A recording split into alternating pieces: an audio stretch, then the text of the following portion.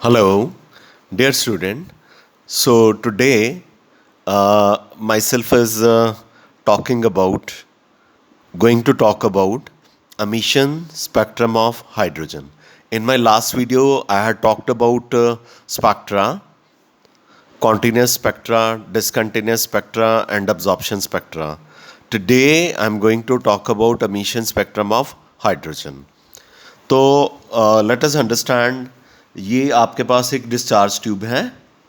इसमें हमने एक गैस, हम हाइड्रोजन के बारे में पढ़ रहे हैं तो हाइड्रोजन गैस को ले लिया और इसको हमने लो प्रेशर पे लिया और इलेक्ट्रिक डिस्चार्ज को पास किया। इसमें से ब्लूइश कलर की लाइट निकलेगी। कौन सी? ब्लूइश कलर की लाइट की। लेकिन उसको स्लिट में से पास करना है। स्लिट में से पास करने से एक बीम जो है वो निकलेगी, हाइड्रोजन गैस से निकल के आ रही है। ठीक है, तो जो ब्लूइश नेचर की है। अब इसे आप प्रिज्म में से पास कीजिए। तो आप प्रिज्म में से पास करेंगे तो आगे हमने फोटोग्राफिक प्लेट लगाई हुई है। तो फोटोग्राफिक प्लेट पे आपको 6 पर्टिकुलर लाइंस मिलेंगी, स्पेसिफिक लाइंस मिलेंगी जो कि आइसोलेटेड होंगी, शार्प लाइंस होंगी और इन लाइन को सीरीज बोला गया इनके डिस्कवरर के नाम पे। तो ये 6 लाइंस थी या 6 सीरीज थी, इनके डिस्कवरर के नाम पे इनके नाम रखे गए। ठीक है, जैसे कि Lyman series, Balmer series, Paschen series, Brackett series, पीफर्न सीरीज, हम्फरी सीरीज। अजीब से नाम लग रहे हैं आपको, लेकिन ये इनके डिस्कवरर के नाम पे है। ठीक है, ओके। तो लेट्स सी कि ये कौन सी 6 सीरीज है।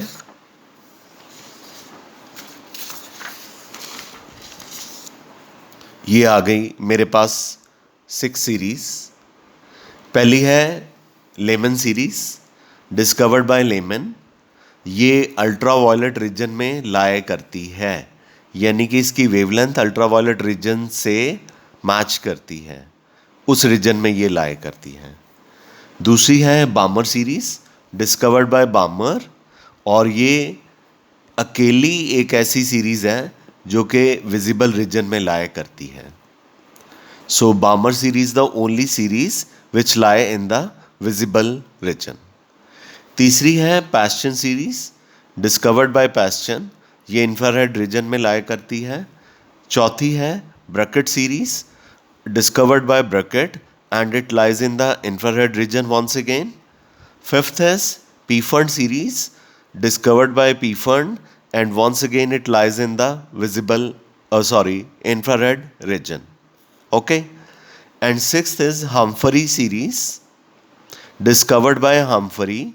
It lies in the far infrared region, यानी कि जहाँ पे इंफ्रारेड रीजन ख़त्म होने वाला होता है और माइक्रोवेव वाला रीजन शुरू होने वाला होता है, यानी कि फार, दूर, IR, इंफ्रारेड, यानी कि जहाँ पे इंफ्रारेड रीजन ख़त्म होने वाला होता है। तो ये हाइड्रोजन स्पेक्ट्रा में 6 सीरीज़ जो थी वो 6 डिफरेंट डिस्कवरर ने, केमिस्टों ने, साइंटिस्टों ने फाइंड आउट की थी, जो मैंने आपको बताई। तो रिट्स नाम के बंदे ने, मैं अब आपको आगे रिडबर्ग फार्मूला के बारे में बताने जा रहा हूँ।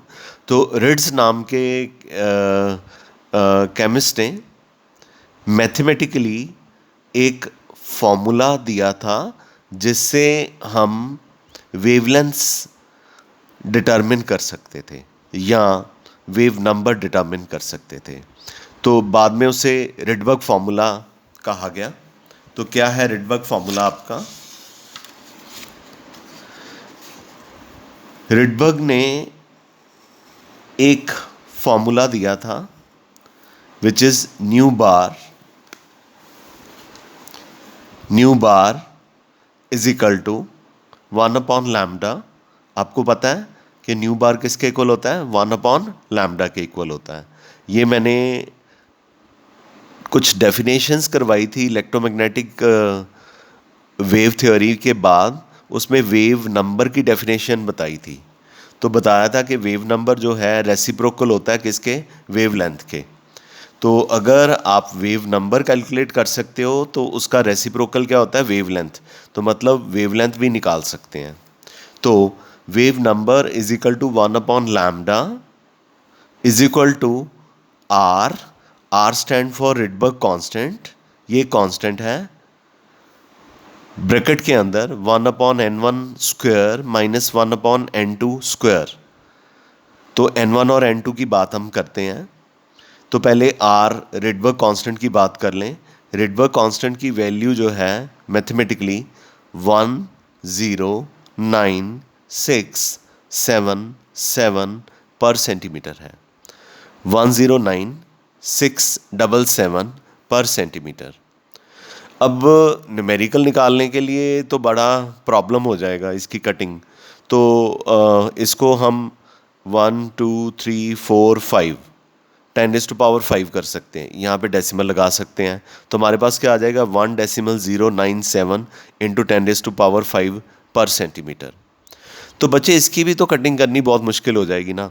तो 1.097 है, तो इसको राउंड ऑफ करके मैं तो कहता हूँ 1.10 ले लो आप इसको, ठीक है, 1.10 ले लो।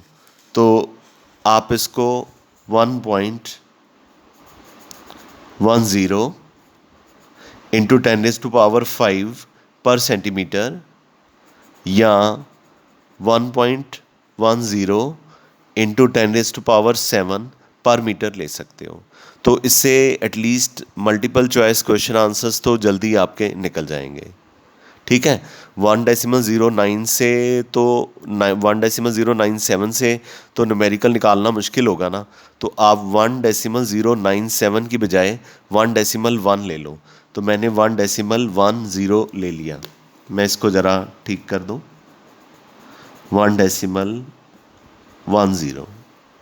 1.10 सेंटीमीटर में अगर लेना पड़े तो 10⁵ पर सेंटीमीटर ले लेना। मीटर में लेना पड़े न्यूमेरिकल के अकॉर्डिंगली तो 1.10 इंटू 10⁻⁷ पर मीटर ले लेना। तो इससे आपका न्यूमेरिकल जो है निकल जाएगा। n1 और n2 जो है ये फिक्स वैल्यूज़ हैं, ठीक है, और ये हर सीरीज़ के लिए फिक्स होती है। जैसे कि लेमन सीरीज़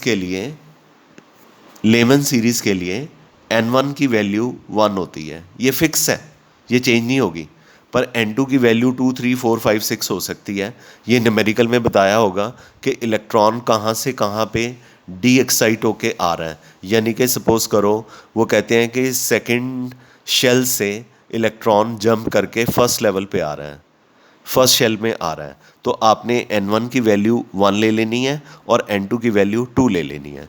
लेकिन अगर वो कहते हैं कि इलेक्ट्रॉन सिक्स्थ शेल से जंप करके फर्स्ट शेल पे आ रहा है, तो आपने n1 की वैल्यू 1 ले लेनी है और n2 की वैल्यू 6 ले लेनी है। यानी जो छोटी वाली वैल्यू है वो n1 हो जाएगी, जो बड़ी वाली वैल्यू है वो n2 हो जाएगी। पर फिर भी मैं ये ज़रूर बताना चाहूँगा कि n1 की वैल्यू फिक्स होती है और n2 की वैल्यू जो है वेरिएबल होती है, वो बताएंगे न्यूमेरिकल के अंदर। बामर सीरीज़ के लिए n1 की वैल्यू 2 होती है और n2 की वैल्यू 3 4 5 6 होती है। यानी कि n1 is always smaller than n2 at least by 1 number. तो अगर जैसे n2 की वैल्यू 3 है तो n1 की वैल्यू कितनी होगी, 2 होगी। या n1 की वैल्यू अगर 2 है तो n2 की वैल्यू 3 से शुरू होगी। अगर n1 की वैल्यू 1 है तो n2 की वैल्यू 2 से शुरू होगी, 2 3 4 5 6। नाउ द क्वेश्चन राइजेस कि आप कहेंगे कि हमने कौन सी लेनी है। अरे भाई न्यूमेरिकल में बताएंगे ना कि इलेक्ट्रॉन कौन से शेल से कौन से शेल में जंप करके आ रहा है। तो अगर वो कहते हैं 6 शेल से जंप करके सेकंड में आ रहा है, तो जो छोटी वैल्यू है वो कौन सी है, सेकंड शेल। तो n1 की वैल्यू कितनी ले लोगे, 2 ले लोगे। और 6 जो है बड़ी वैल्यू है तो n2 की वैल्यू कितनी ले लोगे, 6 ले लोगे। इसी तरह से पैशन सीरीज़ के लिए n1 की वैल्यू जो है वो 3 है और n2 की वैल्यू 4 5 6 7 हो सकती है। ब्रैकेट सीरीज़ के लिए n1 की वैल्यू 4 है, n2 की वैल्यू 5 6 7 8 9 कुछ हो सकती है। पी फंड सीरीज़ के लिए N1 की वैल्यू 5 है तो N2 की वैल्यू 6, 7, 8 कुछ भी हो सकती है। ठीक है, तो ये जो फॉर्मूला है रिडबर्ग फार्मूला, ये यहाँ पे दोबारा से दिया गया है हाइड्रोजन लाइक पार्टिकल्स के लिए।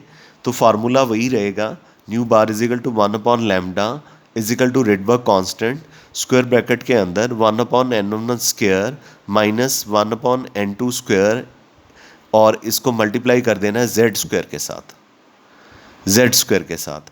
तो हाइड्रोजन के लिए जेड की वैल्यू कितनी होती है 1, यानी कि हाइड्रोजन के लिए एटॉमिक नंबर कितना होता है 1 होता है, तो यहाँ पे 1 की वैल्यू हो जाएगी, यानी कि जेड की वैल्यू जो है 1 का स्क्वायर हो जाएगा। लेकिन ये जो फार्मूला है सिंगल इलेक्ट्रॉनिक स्पीशीज़ के लिए यूज़ होता है, यानी कि जिनमें एक इलेक्ट्रॉन प्रेजेंट होता है। जैसे सपोज कीजिए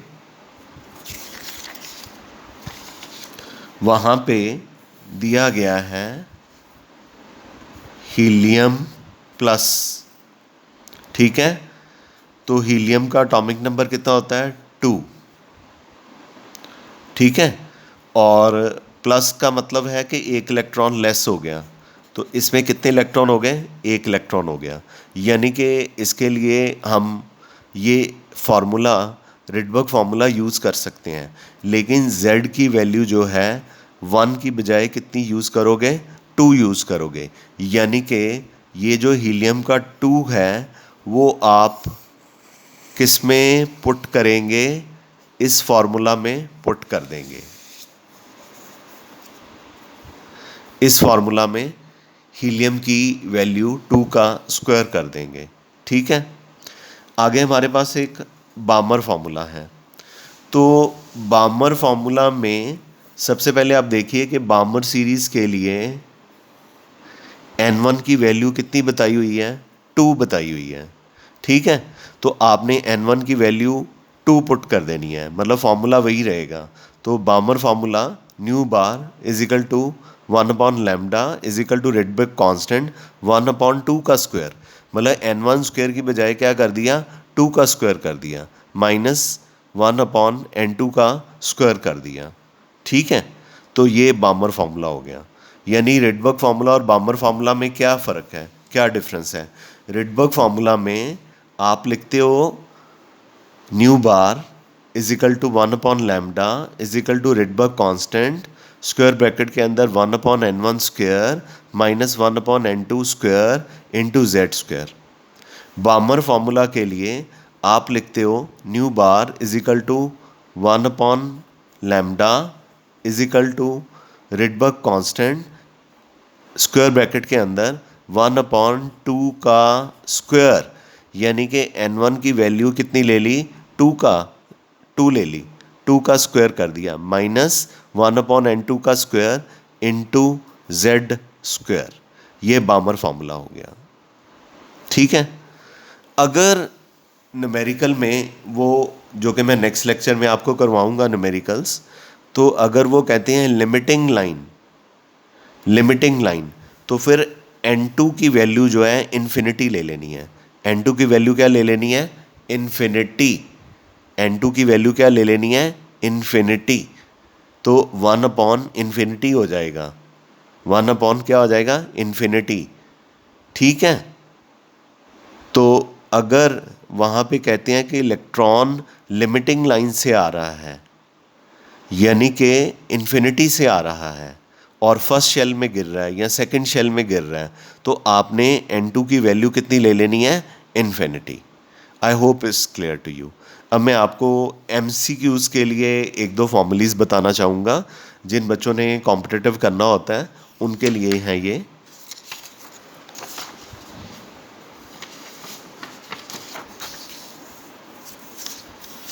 तो इसमें मैं आपको लिमिटिंग MCQs के लिए 2 फार्मूले करवाने जा रहा हूँ।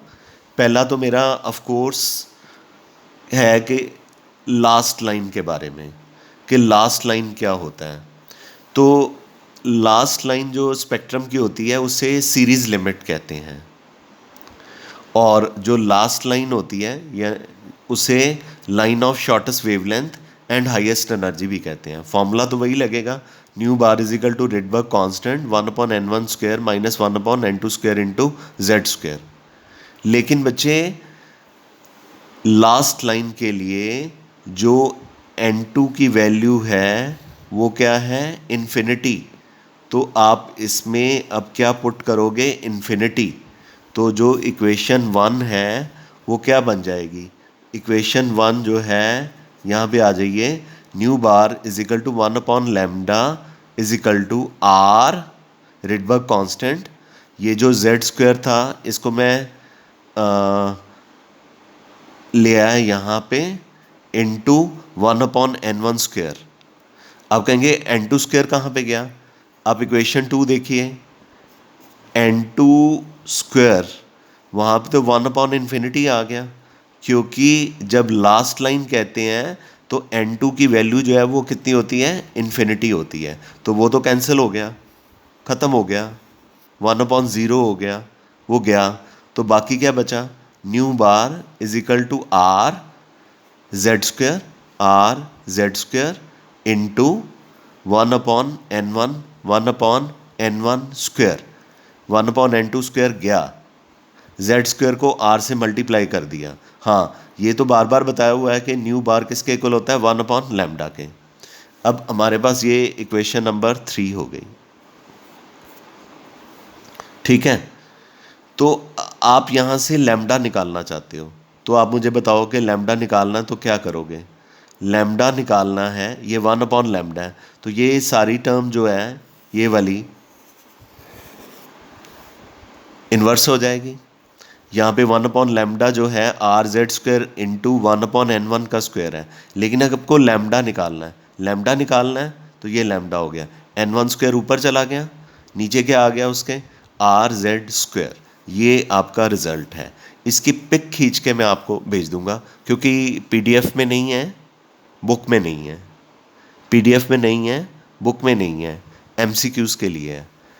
अगर आपको कोई न्यूमेरिकल आता है जिसमें ये मेंशन रहता है कि इलेक्ट्रॉन लास्ट लाइन से आ रहा है, लिमिटिंग लाइन से आ रहा है, सीरीज लिमिट से आ रहा है, या इलेक्ट्रॉन उस लाइन से आ रहा है जिसकी वेवलेंथ शॉर्टेस्ट है, तो आपने n2 की वैल्यू कितनी लेनी है, n2 की वैल्यू कितनी लेनी है, इन्फिनिटी लेनी है। यानी कि 1/n2² जो है 1/∞ हो जाएगा। उसके बाद ये आप प्रूफ कर सकते हैं। इसकी पिक मैं आपको खींच के भेज दूंगा, ठीक है। तो एक मेरे पास और है एमसीक्यूज़ के लिए, ये एमसीक्यूज़ के लिए है। कहता है कि अगर इलेक्ट्रॉन आपका डी एक्साइट होता है 6th शेल से 3rd शेल पे, तो कितनी लाइंस प्रोड्यूस होंगी, स्पेक्ट्रल लाइन कितनी प्रोड्यूस होंगी, कितनी स्पेक्ट्रल लाइन प्रोड्यूस होंगी, मैथमेटिकली ये बता सकते हैं। अगर इलेक्ट्रॉन 6th शेल से जंप करके 3rd शेल पे आता है तो कितनी स्पेक्ट्रल लाइन प्रोड्यूस होंगी, तो ये हमें शॉर्टकट में करना है। तो इसका फॉर्मूला आपने लगाना है, number of lines is equal to n2 minus n1 bracket के अंदर, फिर ब्रैकेट शुरू, n2 माइनस n1 प्लस 1/2, ये फॉर्मूला लगाना है। तो जो बड़ी वैल्यू है वो n2 है, जो छोटी वैल्यू है वो n1 है। तो हम कह रहे हैं कि इलेक्ट्रॉन 6th शेल से जंप करके 3rd शेल में आ रहा है, तो n2 की वैल्यू कितनी हो गई, 6, n1 की वैल्यू कितनी हो गई, 3 हो गई। तो हम नंबर ऑफ लाइंस निकालना चाहते हैं, तो n2 माइनस n1 6 माइनस 3, उसके बाद है n2 minus n1 plus 1 6 minus 3 plus 1 upon 2। तो ये कितनी लाइंस प्रोड्यूस हुई, 6। ये सिर्फ एमसीक्यूज़ के लिए आपने यूज़ करना है, ठीक है, okay. Last but not the least, अगर इलेक्ट्रॉन किसी हायर शेल से 1st शेल में यानी कि ग्राउंड स्टेट पे फॉल करता है, पहले तो था कि 6th शेल से 3rd शेल पे फॉल कर रहा है, लेकिन हम कह रहे हैं ग्राउंड स्टेट पे फॉल कर रहा है, तो उसके लिए आपने फार्मूला अप्लाई करना है स्पेक्ट्रल लाइन प्रोड्यूस करने, स्पेक्ट्रल लाइन का नंबर निकालने के लिए n(n-1/2). तो एग्जाम्पल लेते हैं कि इलेक्ट्रॉन डी एक्साइट होके यानी कि एनर्जी लूज करके 6 शेल से ग्राउंड स्टेट पे आ रहा है। तो हम कह रहे हैं कि ग्राउंड स्टेट पे आ रहा है 6 शेल से। आपने स्पेक्ट्रल लाइन का नंबर प्रोड्यूस करने के लिए फार्मूला अप्लाई करना है n(n-1/2). तो n यहाँ पे आपने 6 लेना है, 6 ले लिया, फिर ब्रैकेट के अंदर 6 ग्राउंड स्टेट पे, इसीलिए यहाँ पे 1 है, अपॉन 2। 6 - 1 कितना होता है? 5। 5 को 6 से मल्टीप्लाई करो 30। 30/2 कितना हो गया? 15। तो कितनी स्पेक्ट्रल लाइन प्रोड्यूस होंगी? 15 स्पेक्ट्रल लाइन प्रोड्यूस होंगी। ये दोनों जो 3 मैंने फॉर्मूलीज आपको बताए हैं, इन तीनों फॉर्मूलीज की पिक खींच के मैं भेज दूंगा, PDF में नहीं होगा। ठीक है, thank you, we call it a day. कोई प्रॉब्लम आए तो आप मुझसे दोबारा पूछ सकते हो। वीडियो को 2-3 बार देखोगे तो वैसे भी क्लियर हो जाएगा। Thank you very much, nice day.